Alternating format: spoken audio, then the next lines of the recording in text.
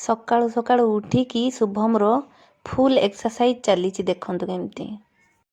ରାଧେ ରାଧେ ସାଙ୍ଗମାନେ। ସକାଳୁ ସକାଳୁ ଦେଖନ୍ତୁ ମୁଁ ଏହା ପାଖକୁ ପଳେଇ ଆସିଛି।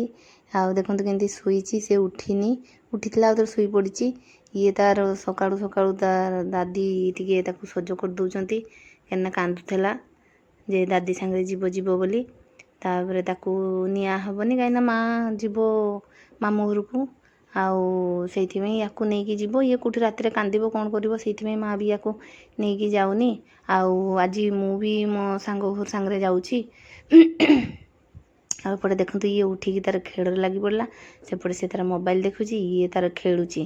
ଦି ଭାଇ ଭଉଣୀ ପୁରା ବିଛଣାରେ ଶୋଇଛନ୍ତି। ତାପରେ କାନ୍ଦିଲାରୁ ମୁଁ ଟିକେ ତାକୁ ଉଠେଇକି ତାକୁ ଟିକେ କାଖ କରିଛି। ତାର ଝୁନଝୁନ ପଡ଼ିଗଲା।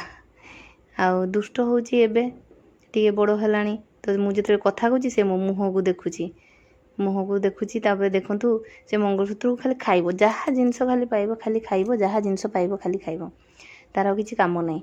ଖାଲି କାମୁଡ଼ି ପକେଇବ, ମୁହଁରେ ପୁରେଇ ଦେବ, ଯାହା ଜିନିଷ ତ କିଛି ନହେଲେ ତା ଗୋଡ଼କୁ ସେ ପୁରେଇ ଦେବ, ନହେଲେ ହାତକୁ ମୁହଁରେ ପୁରେଇ ଦେବ। ଦେଖନ୍ତୁ ଦେଖୁଛି ଯେମିତି କିଛି ଜାଣେନି। ମୁଁ କହୁଛି ନା, ସେଥିପାଇଁ ସେ ଅନେଇଛି, ମୋବାଇଲଟାକୁ ଧରିଛି। ଦେଖନ୍ତୁ କେମିତି ଖାଇବ ବୋଲି କେଡ଼େ ବଡ଼ ଆଁ କରିଛି। ଆଉ କ'ଣ କରିବା, ଛୋଟ ଛୁଆ ସେ ତ ସେମିତି ହିଁ ହେବେ। ତାପରେ ତା ସାଙ୍ଗେ କିଛି ସମୟ ମୁଁ ଇଏ କଲା ପରେ ତାକୁ ବିଛଣାରେ ଶୋଇଦେଲି। ବିଛଣାରେ ଶୋଇଲା ପରେ ଦେଖନ୍ତୁ ତା କାରନାମା ଟିକେ ଦେଖନ୍ତୁ। ସେ ବହୁତ ଏକ୍ସରସାଇଜ କରୁଛି, ଏବେ ଟିକେ ଟିକେ ଏମିତି ଶିଖିଲାଣି ନା। ଏକ୍ସରସାଇଜ ତାର ଦିନ ରାତି 24 ଘଣ୍ଟା ଯେତେବେଳେ ତାର ଟାଇମ୍ ପାଉଛି ତାର ଏକ୍ସରସାଇଜ ସେ ଚଲେଇଛି। କେତେ କ'ଣ କରି ପକେଇବା ଭଳିଆ କରୁଛି ଦେଖୁନାହାନ୍ତି। ଏଇସବୁ ଛୋଟ ଛୁଆମାନଙ୍କର ଦେଖିବା ପାଇଁ ବହୁତ ଭଲ ଲାଗେ। ଆଉ ଏଇ ସମୟ ଚାଲିଗଲା ପରେ ଆଉ ଏ ସମୟ ଆସିବନି। ଏଇନା ଆମେ ଆମ ଏଇ ସମୟ ଖୋଜିଲେ ବି ପାଇବାନି। ଯାହା ହଉ ଏମାନଙ୍କ ଟାଇମ୍ରେ ଭିଡ଼ିଓ ସବୁ ଅଛି, ଯେ ଏମାନେ ପଛରେ ହେଲେ ବି ଦେଖିକି ନିଜକୁ ମାନେ ଖୁସି ଫିଲ୍ କରିବେ ଯେ ଯାହା ହଉ ଆମର ଏଇସବୁ ଭିଡ଼ିଓ ଅଛି ବୋଲି। ଏମାନେ ବହୁତ ଖୁସି ନସିବ। ମା ବି ଏପଟେ ପୁରା ରେଡ଼ି ହେଇଗଲାନି ମାମୁଁ ଘରକୁ ଯିବା ପାଇଁ। ତାର ବ୍ୟାଗ୍ ଫ୍ୟାଗ୍ ସବୁ ପ୍ୟାକିଂ କରିଦେଲାନି। ଆଉ ମୁଁ ବି ମୋ ସାଙ୍ଗ ଘରକୁ ଯିବି ବୋଲି ମୁଁ ବି ପୁରା ରେଡ଼ି ହେଇଯାଇଛି। ଆଉ ମାଆଙ୍କୁ ନେଇକି ଟିକେ ସେଠି ଅଧା ରାସ୍ତାରେ ତାଙ୍କ ମାଆଙ୍କୁ ଛାଡ଼ିଦେବା, ସେଠୁ ସେ ତାର ପଳେଇବ, ଆମେ ସେପଟେ ଆମେ ପଳେଇବୁ। ଆମ ସାଙ୍ଗ ଘର ହେଉଛି କରଞ୍ଜିଆକୁ ଯିବୁ ଆମେ ସେଠି ଟିକେ ସାଙ୍ଗକୁ ଦେଖା କରିବା ପାଇଁ। ଆଉ ଗୋଟେ ସାଙ୍ଗ ଆସୁଛି, ଆସିକି ଆମେ ମାଆକୁ ଛାଡ଼ିକି ଗଲୁଣି। ଦେଖନ୍ତୁ ରାସ୍ତା ଟିକେ ଜଙ୍ଗଲ ଟାଇପ୍ର ରାସ୍ତା ଅଛି। ଏଇଟା ଯଶୀପୁର ବୋଧେ ଘାଟି ପାର କରିକି ଯାଉଛୁ। ଏଠି ସେମାନେ ତାଙ୍କ 2 ଜଣ ଆଗରେ ବସିଛନ୍ତି, ମୁଁ ମୋର ପଛରେ ଏକା ବସିଛି। ଆଉ ଭିଡ଼ିଓ ବନେଇକି ଯାଉଛି ରାସ୍ତା ସାରା, ପୁରା ଏନ୍ଜୟ କରି ଯାଉଛି ଏକା। ଆଉ ଏଇଟା ଦେଖନ୍ତୁ ଆମେ ପହଞ୍ଚି ଗଲୁଣି କରଞ୍ଜିଆରେ। ବେଶୀ ବଡ଼ ଜାଗାଟା ନୁହଁ, ଛୋଟ ଜାଗା କିନ୍ତୁ ଭଲ। ଆଉ ଦୋକାନ ବଜାର ବି ଏତେ ନାହିଁ। ଆମେ ପୁରା ମାନେ ମାର୍କେଟ ଭିତରେ ଦେଇକି ଘୁରୁଛୁ, କେଉଁଠି ଟିକେ କ'ଣ କିଣିକି ତା ପାଖକୁ ଯିବା ବୋଲି। କିନ୍ତୁ ଏଗୁଡ଼ା ସବୁ ମେଡ଼ିସିନ ଷ୍ଟୋର। 2-3 ରାଉଣ୍ଡ ମାରିଲୁ। ତାପରେ ଏଇଠି ମୁଁ ଗୋଟେ ଦେଖିଲି ଶିବ ମନ୍ଦିରଟେ, ମୋତେ ବହୁତ ଭଲ ଲାଗିଲା।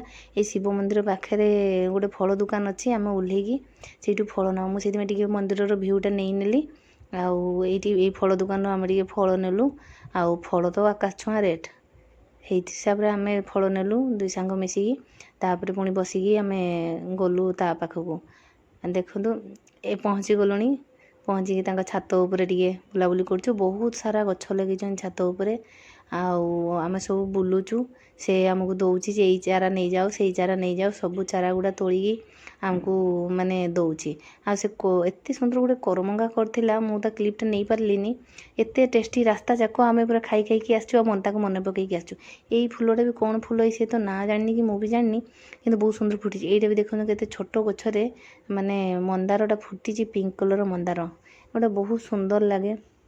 ବିଭିନ୍ନ ପ୍ରକାର ଗଛ ସବୁ ବି ଲଗେଇଛନ୍ତି ସେମାନେ, ଯେହେତୁ ସେ ଭାଇ ଫରେଷ୍ଟ ଡିପାର୍ଟମେଣ୍ଟରେ ଥିଲେ ନା, ସେଇଥିପାଇଁ ମାନେ ଗଛ ସବୁ ଲଗେଇଛନ୍ତି। ମୁଁ ଟିକେ ଉପରୁ ତାଙ୍କ ଘର ଭିୟୁଟା ନେଇ ନେଉଛି। ସେପଟେ ଆମ ଗାଡ଼ିଟା ମାନେ ସାଙ୍ଗର ଗାଡ଼ି ତାର ପାର୍କ ହେଇଛି, ଏପଟେ ସାଙ୍ଗ ତାର ପୁଣି ତୋଳି ଦେଉଛି। ତାପରେ ଆମେ ରିଟର୍ନ ପଳେଇ ଆସିଲା ବେଳେ ଟିକେ ଗୋଲେଇର ଭିଡ଼ିଓ ବି ନେଲି। ଗୋଲେଇଟା ହେଉଛି ମେନ୍ ମାର୍କେଟଟା। ଏଇପଟେ ଯିବା ରାସ୍ତାଟା ହେଉଛି ବାରିପଦାକୁ ଯିବ। ଆଉ ସେପଟେ ଆମେ ଯେଉଁ ଆସିଲୁ ସେପଟେ କରଞ୍ଜିଆ ସାଇଡ଼୍ ଯିବ। ଏଇଟା ଆମେ ଯାଉଛୁ, ଏଇଟା ହେଉଛି ଆମର ପୋଲିସ ଷ୍ଟେସନଟା। ଏଇଟା ହେଉଛି ମୁର୍ମୁ ଛକ, ଜାଣିଥିବେ। ଏଇଠି ଗୋଟେ ଶିବ ମନ୍ଦିରଟା ଅଛି। ଏବେ ଗୋଟେ ନୂଆ ଶିବ ମୂର୍ତ୍ତିଟା ସ୍ଥାପନ କରାହେଇଛି। ଏବେ ଦେଖନ୍ତୁ ବହୁତ ଭଲ। ମୁଁ ବି ଦେଖିନଥିଲି, ଏବେ ଫାର୍ଷ୍ଟ ଟାଇମ୍ ଦେଖିଲି। ତାପରେ ଆପଣଙ୍କୁ ଚାଲନ୍ତୁ ଦେଖେଇବି। ଆମର ହାଟ ବନ୍ଧ ଯେଉଁଠିକି ହାଟ ବସେ ପ୍ଲସ୍ ଏବେ ନୂଆ ବୋଟିଂ ସିଷ୍ଟମ୍ ବି ହେଇଛି। ଏଇଟା ଦେଖନ୍ତୁ ସେଇ ପାଖରେ ଯେଉଁ ଟିକେ ଦେଖାଯାଉଛି ଏଇଟା ବୋଟିଂ ସିଷ୍ଟମ୍ ହେଇଛି। ଆଉ ଏଇ ସାଇଡ଼୍ ଗୁଡ଼ାରେ ସବୁ ହାଟ ବସେ, ହାଟ ପାଇଁ ବି ସେପଟେ ଅଲଗା ଜାଗା ଅଛି। ଏଠି ଦେଖନ୍ତୁ ବୋଟିଂ କରୁଛନ୍ତି। ଆଉ ଆପଣଙ୍କୁ ଆଉ ଗୋଟେ ଜିନିଷ, ବହୁତ ଭଲ ଜିନିଷ ଗୋଟେ ଦେଖେଇବି, ଚାଲନ୍ତୁ। ଆଉ ଯେହେତୁ ମୁଁ ରାଇରଙ୍ଗପୁରରେ ଅଛି, ମୁଁ ରାଇରଙ୍ଗପୁରରେ ଥାଇକି ଆପଣଙ୍କୁ କେମିତି ପ୍ରେସିଡେଣ୍ଟଙ୍କ ଘର ଦେଖେଇବିନି। ଦେଖନ୍ତୁ ମୁଁ ଆପଣଙ୍କୁ ପ୍ରେସିଡେଣ୍ଟଙ୍କ ଘର ଦେଖାଉଛି। ଏଇଟା ତାଙ୍କ ନିଜ ଘର, ନିଜେ ବନେଇଛନ୍ତି। ଆଗରୁ ସେ ଏଇଠି ରହୁଥିଲେ, ଆପଣ ଯଦି ଜାଣିଥିବେ। ତାପରେ ମୁଁ ଘରକୁ ପଳେଇ ଆସିଲି। ଘରକୁ ପଳେଇ ଆସିକି ଟିକେ ବସିକି ଫ୍ରେଶ୍ ଟିକେ ହେଇଗଲି। ଆଉ ବସିକି ଟିକେ ରେଷ୍ଟ ନେଉଛି। ଆଉ ସେ ଝିଅ ଆମର ଆସିକି ପଚାରୁଛି, ଆଉ ଝିଅ ତୁ ପଳେଇ ଆସିଲୁ? ମୁଁ କହିଲି ହଁ ମୁଁ ପଳେଇ ଆସିଲି, ମୋତେ ମେହେନ୍ଦି ପିନ୍ଧେଇ ଦେ। ତାପରେ ତାକୁ ମେହେନ୍ଦି ଟିକେ ପିନ୍ଧେଇ ଦେଲି।